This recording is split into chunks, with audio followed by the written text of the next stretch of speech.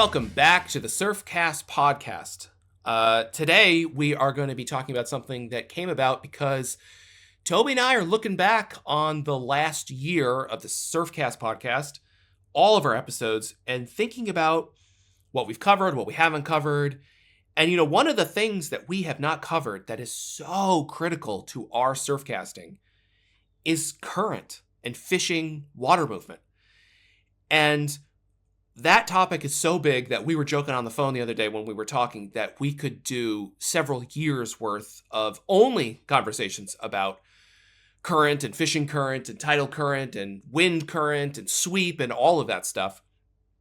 But today, we really just want to talk about one sort of specific way that anglers get current wrong, but also to really hammer home the point of how important current is in our fishing, and maybe the fact that you're overlooking the importance of current in general. So with that being said, Toby, I'm going to just phrase a very simple question for you that I think will drive it home for people. How important is current to your fishing spots and your surf fishing in general?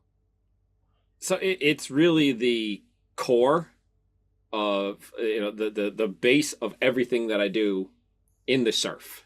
In one way or another, it comes back to that as the starting point for all of my successes, failures. It's like that's sort of like that starting place I can come from, and what I look for in a given night, and I'm planning things. It's we've talked about in different aspects, like the most important thing. Is it the moon? Is it the weather? Like the wind? Current has a way, and a very good argument could be made that it is top-notch number one. That's right. Yeah, I think so. And I think a lot of times when anglers say from other regions that wind is the most important thing, oftentimes that wind is creating current and turbulence, right? Yeah, because even with that, like I could think of, if I exclude that, meaning if there's no wind, on a night where there's no wind there, I've still had really positive success and really negative failures, but it was current based in those situations. Different levels of it, aspects of it. The wrong current at that spot, for instance, like the wrong tide stage producing the wrong current to fish it, what have you. And then the wind, the moon, those pieces kind of, those are like the seasonings in the soup. They make it better. They really bring it all together, whereas it's starting in a lot of how I look at what I'm doing. It starts with the current and the water, essentially coming down to, another way to put it, the movement of the water. Yeah, it's the foundation. And it can even be the absence thereof, meaning slack tide. When there isn't, that's another piece of it that I look at because of how that affects and interplays with the stages of increasing current speed, peak current speed, decreasing, approaching, and that's all. So even a lack of current is an aspect of current in my approach to the surf. Yeah, so actually that's something I hadn't thought of to ask you or talk about. Are there any scenarios in which you find consistent success? I'm not talking about something random that happened once 20 years ago, but consistent where there isn't current? Is there really anything? I mean, that's putting you on the spot because you probably have to think really long and hard, or maybe not. And there's success when there's no current in success. Absolutely. Okay. And in its simplest form for me, it's not as notable in open surf situations where there's just an expanse of water everywhere. It's more in confined locations, pinch points, whether that could be like outflows or even areas along the open shore where maybe there's some piece of structure pretty close to shore, but substantial enough that it produces, it redirects that downshore current. So, essentially the same concept in a different scale as what like an outflow kind of thing does.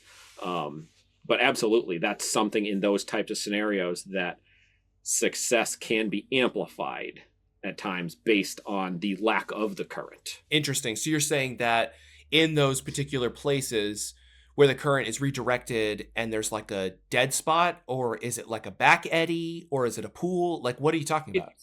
Yeah, like and relating it actually in both, in the open surf and in like the outflows, it's that slack tide where there's not essentially in the massive general area. So not, you know, that you have, what I'm trying to say is there's like slack tide, for instance, kind of moves through locations because it's slack here, but it's still moving on, you know, different sides of it. But you're in the entire area in front of you of slack tide, meaning whether you're at an outflow and the current has stopped running through the outflow, or you're on the open surf and it's no longer funneling through that pinch point that I'm referencing. So you have the entire expanse everywhere that you can cast to. There's essentially, for a short period of time, no movement of the water, you know, wind movement forced aside. Right. Right. And the reason I'm differentiating it from like an open expansive area is because I find it really gets amplified even more in those cases. Like if it's the open surf, and it's, you're in the big slack stage where there's not a whole lot of movement, there isn't any force of water, no pinching, no compressing. I don't find that the like prime feeding location is concentrated either. Like it could happen kind of anywhere, but if you're in the outflow, if you're in that pinch point, it's like right there. So it's easier for me to relate where I'm standing and casting and targeting to actually fish that. It's not dead water, but the dead water. Like dead water, not because there's no life. Dead water because it just ain't moving. Yeah, interesting. Yeah, that's really interesting. Because again, we're talking. This is not what I anticipated talking about. It wasn't in my notes. Yeah, exactly. We're talking about a very specific example of where current doesn't matter, or it does, because the absence of it suddenly is what really drives that bite, right? But in most of your locations, in all your other locations, current is king, right? It is the foundation. Yeah. And certainly even in these spots, I mean, it's not even where I'm thinking like, you know, with like the outflows, kind of an easy where I started learning the call it the importance of like the slack. It's a very short window. You know, the tide is what, 6.5 hours for argument's sake, but that slack tide is what, like 13 minutes or something. Yeah. Right. You know, 12 minutes, somewhere in that range. And it's realistically even less in real time based on so many factors. I mean, I've had experiences in like the breachways in Rhode Island specifically where it's moments. I mean, there's a minute where it's coming in and then you're like, all right, I can see that it's slack. You can make 2 casts and there's no movement. And then it goes for, again, a lot of environmental factors influencing in on it that affect that rate. So it's a very small piece of it all, but I was just trying to, you know, basically going through the fact that it's not just the current movement, it's in those little times, the lack thereof. But Yeah. So for me, I think that, because I don't even fish anything like that for the most part. For me, I am often focusing on the peak current windows. This is not, I'm not going to say this is as universal as my spots have current, because all of my spots have current, even the open sand beaches, even when there's no wind, etc. I would say, I was trying to think the other day, is there a spot with none? And for me, the answer is no, especially if you're taking out this idea of slack. But for me, I'm fishing peak currents. And I think that a lot of anglers focus a lot more on the slack because so much surf information has come out of Long Island and so much of that has come out of the inlets. And that is such a huge focus. And that's really not what we're talking about when we're talking about current. We're not really talking about inlet or canal, Cape Cod Canal type currents. We're talking about things that are much more subtle. They're typically things you can see, but sometimes not. But in my spots where I fish, because these are more subtle, I'm really looking for the peak and identifying a peak tide current. Excuse me. This is already a problem because we keep using them interchangeably. Current, but because for us, they're so often driven by the tide and not by wind. The current peaks is really where I'm trying to identify the best moment to be putting my lure in front of a trophy-sized fish. Now you're saying, so like for mine, a lot of what I do in approaching timing, relating, starting my plan of attack on a given night is I start with the tide, and I know hours into the tide, the current does this. I actually try to a degree to avoid the peak stage. I look for not necessarily trying to target that dead slack time, but where there's the maximum increase or maximum decrease over the shortest amount of time. Because you can, you look at the tides and how there's the the graph, the wave, the graph. There's the sine wave sort of deal. Yeah, it's not just a calm, even, exactly the same. There's different stages where it's increasing. It's vertically more than it's going horizontally. So those are the stages that I look for a lot in targeting, and I've found, through trial and error, I'm targeting because I find in these spots that's where a lot of stuff happens. So it's kind of like I envision it. You're coming off of that slow stage, and the striped bass, air quote, no, it's going to get harder current coming very soon. So right now it's sort of the last stage, if you're coming from slow to fast, the last time where I'm going to have this low an amount of expended energy to fight the current.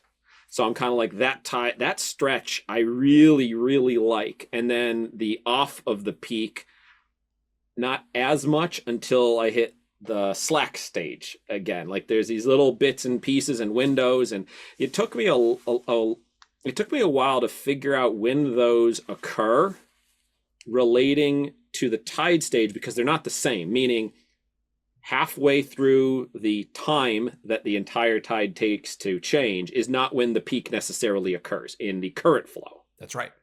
And it doesn't necessarily equate 1-to-1 to height or of the tide at that point. So that's right. It was a lot of like cross-referencing successes, failures, tide charts, and reviewing current charts, because there's charts out there that show that, like, at this stage of the tide, this is the speed of the current. That's right. And that stuff was like, that was one of those things where I even to this day still use tide and current and all those things interchangeably incorrectly. Now I know better, but I still do it. There was a time when I didn't know any better and I interchanged them wrong. So it was it was a deep dive into that to try to kind of understand and conceptualize it, but it helped so much in really dissecting timing of when I should be at a lot of places that I fish.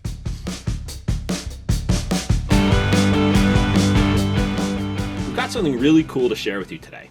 Hoagie Lures, a company that's been a favorite among Northeast anglers for years, is doing something completely new and unique. They're letting you, the listeners of the Surfcast podcast, help design their next surf fishing plug through the Franken Popper project. Yeah, so how it works is going to be really simple. They've set up a survey to find out how you actually use the popper in the surf. Hoagie wants to understand the structure you fish, your go-to rod and reel, your time of year of actually using poppers, and key design attributes of things you actually prefer, like body size, shape, weight, and even color. All right, so here's the deal. When you participate, you'll automatically be added to Hoagie's best kept secret, the Field Test Offer List, which grants you early access to test unreleased products.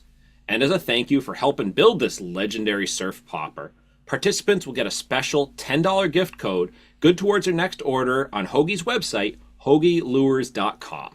So to participate, you can head over to that Hoagie site, or you can visit ours, surfcastpodcast.com/hoagielures, or simply just check out the show notes because it's down there too. Just don't wait. Hoagie's only collecting responses for a very short time. And one more thing to know, Toby, that I know you'll like. This popper will be designed to be fished with just a single hook.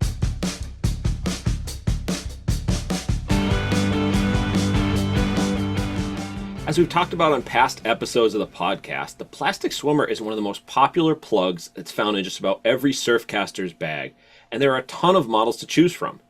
With its unique body shape and lip design producing a great darting and swimming action, the standout is the Swarter by Joe Bag's Tackle. That's right, Toby. This plug is fully through wired, and it's available in two sizes, the 6-inch 1-ounce model and the 7-inch 1.5-ounce model. Comes in a wide variety of traditional and modern fish-catching colors like bone, blurple, sand eel, and many more. The Sworder excels in a huge variety of surf fishing conditions, from back bays to inlets, and of course, the wide open surf. It's been proven to be a great plug on both the east and west coast for a variety of species, but particularly the striped bass. So head on over to joebagsoutdoors.com and grab some Swarders while you support a locally owned business. And while you're there, be sure to check out the annual limited edition colorway, as well as Joe's Swarter kits, specifically tailored to meet a variety of surf fishing scenarios. Yeah, so those ramps, those tide ramps, current ramps, see, I just did it too. I just used them interchangeably wrong too. I just did it. I mean, that was not on purpose, guys. It's so universally used incorrectly. That's right, and I do it all the time because they're so linked. That's the thing.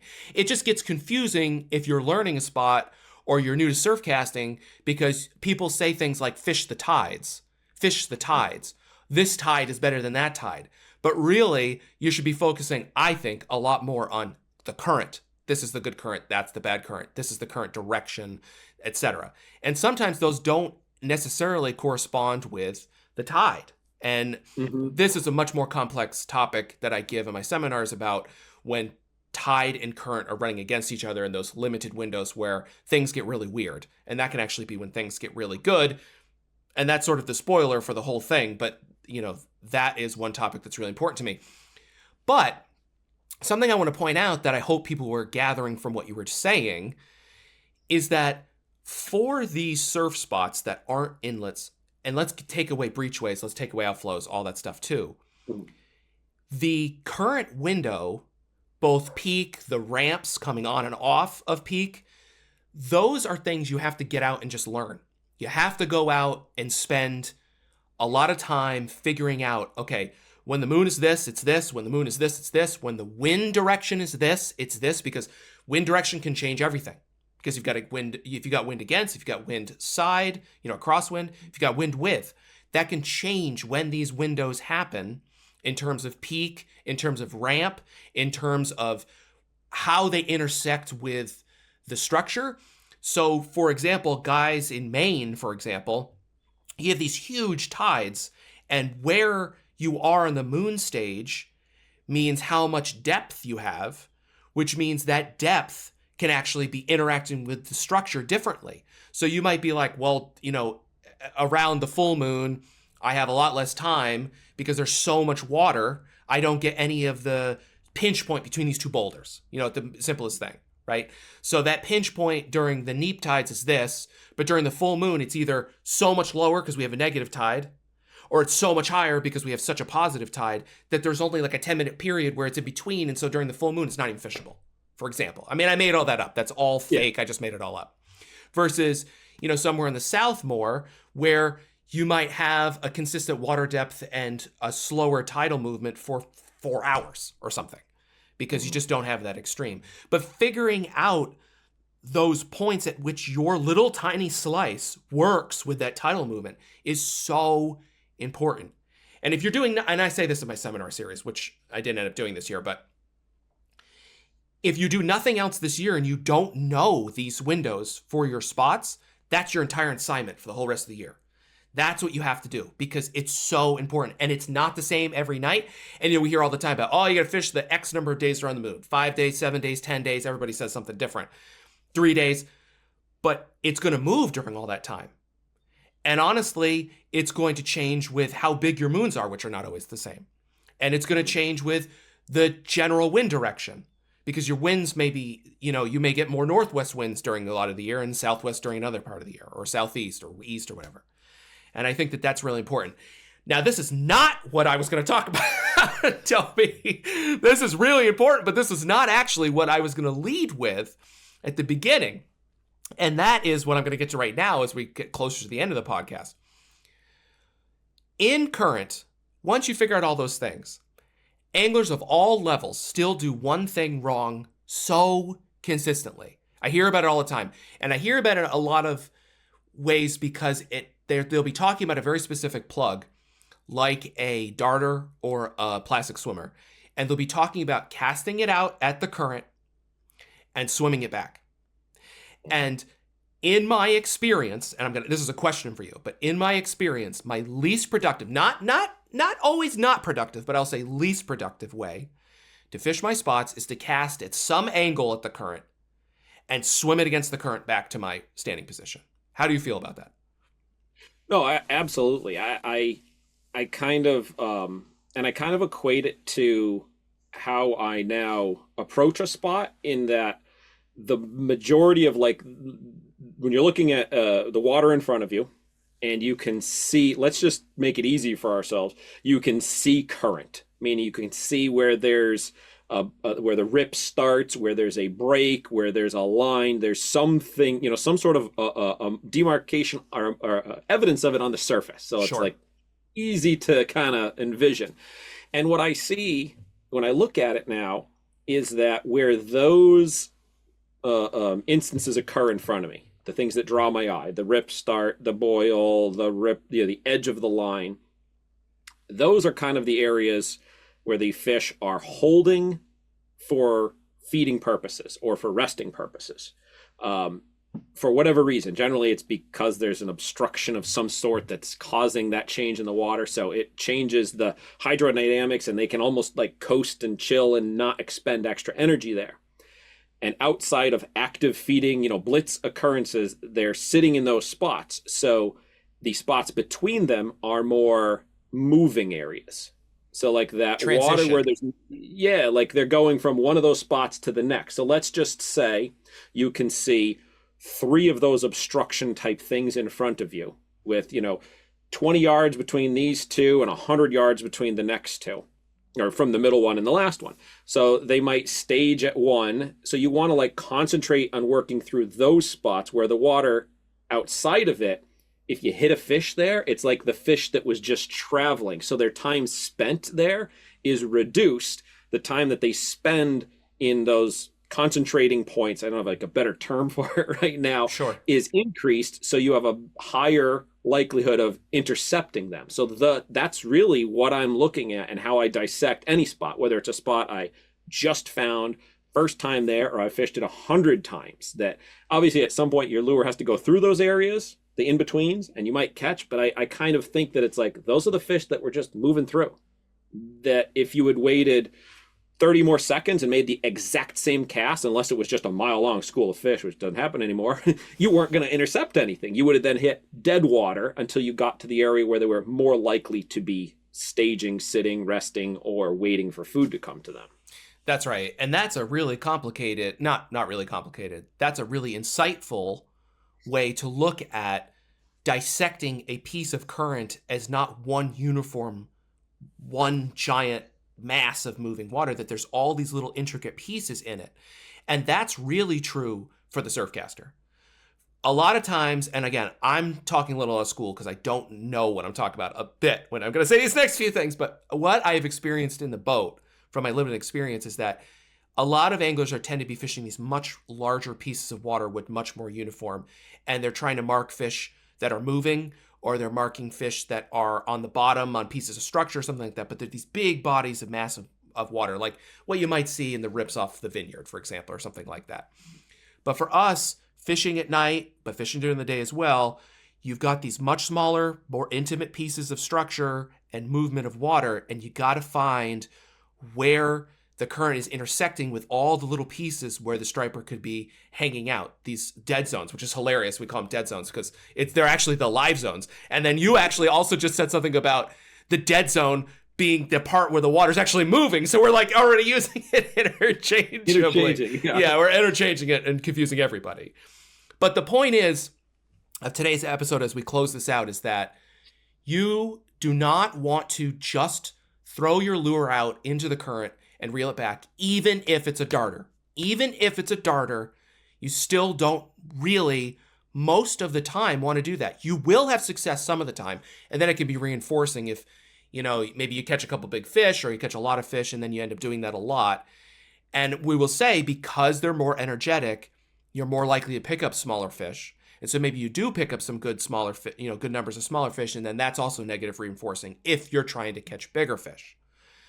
But really, the whole point for me today, Toby, and I'll let you finish this episode, is to say, consider alternatives. I identify the current in your spots and consider alternatives to, if you're facing out at the current, casting right into it or even up it a bit and reeling your lure back directly against it.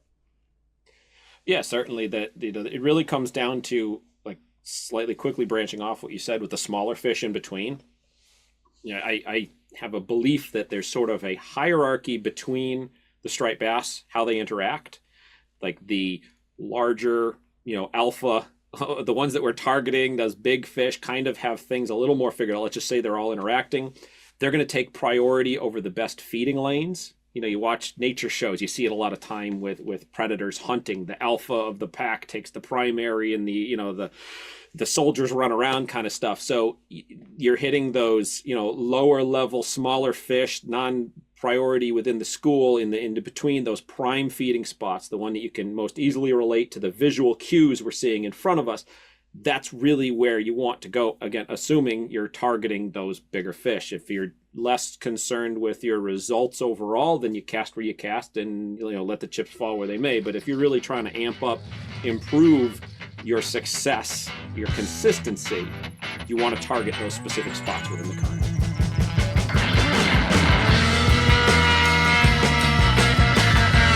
This has been a weekly edition of the Surfcast Podcast. You can find out more about the podcast at surfcastpodcast.com, or definitely check us out on social media, Facebook, Instagram, at the Surfcast Podcast.